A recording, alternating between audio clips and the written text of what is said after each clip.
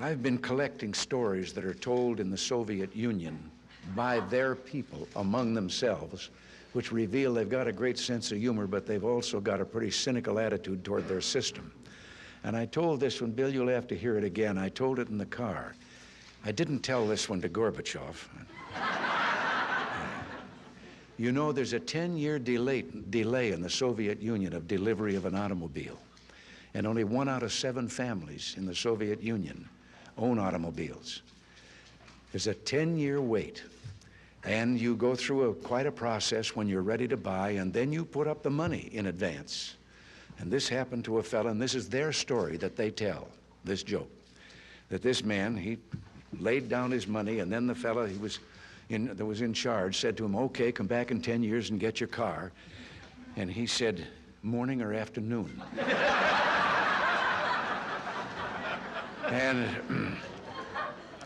And the fellow behind the counter said, well, 10 years from now, what difference does it make? And he said, well, the plumber's coming in the morning.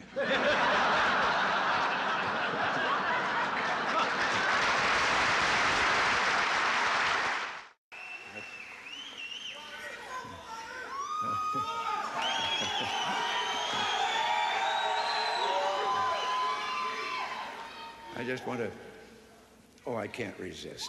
I'm supposed to quit right here. But, oh yes.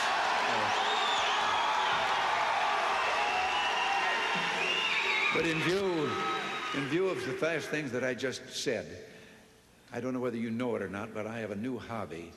I am collecting stories that I can actually prove are told among the Russian people. They make them up themselves, they tell them between themselves, reveals they got a great sense of humor, and they've also got a little cynical attitude about things in their country. And one of these stories, the one I'm going to tell you, I told to General Secretary Gorbachev, and he laughed. The story was an American and a Russian arguing about their two countries, and the American said, look, in my country, I can walk into the Oval Office, I can pound the president's desk and say, Mr. President, I don't like the way you're running our country. And the Russian said, I can do that. The American said, you can? He says, yes. I can go into the Kremlin to the General Secretary's office, pound his desk and say, Mr. General Secretary, I don't like the way President Reagan's running his country. You know, less than 1 family out of 7 in the Soviet Union owns an automobile. Most of the automobiles are driven by the bureaucrats.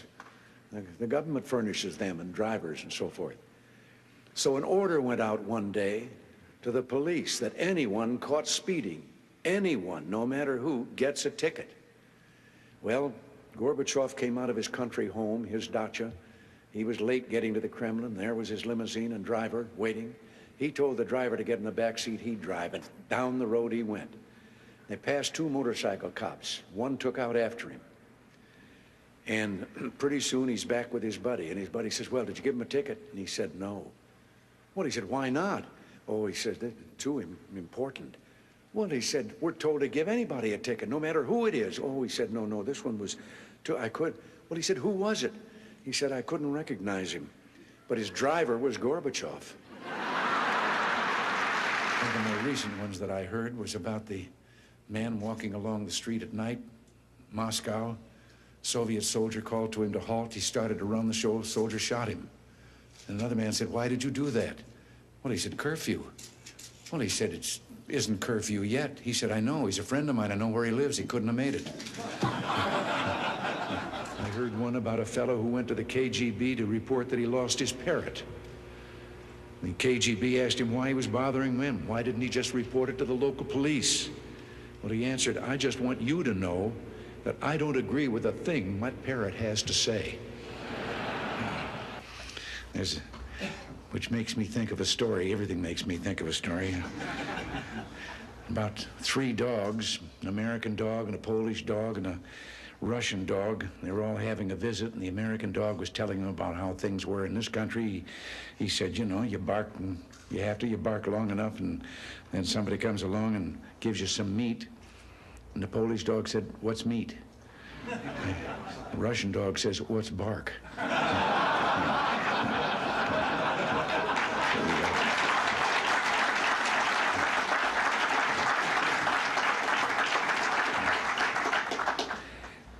have to interrupt right here and tell you that in one of my visits, I won't name him, I don't want to embarrass him, but one of the heads of state that I met with on this visit, he gave me one while I was on the way.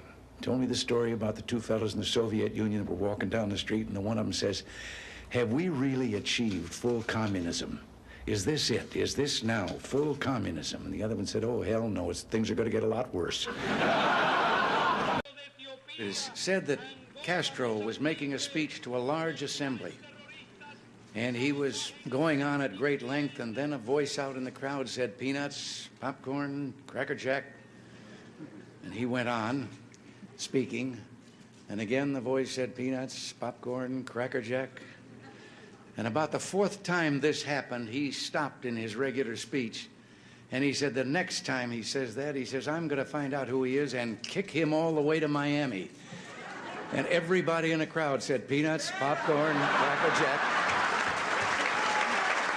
The commissar in the Soviet Union who went out to one of those state collective farms, grabbed the first worker he came to, said, "How are the crops?" "Oh," he said, "the crops never been better, just wonderful." He said, "How about potatoes?" "Oh," he said, "Comrade Commissar, if we could put the potatoes in one pile, they would reach the foot of God."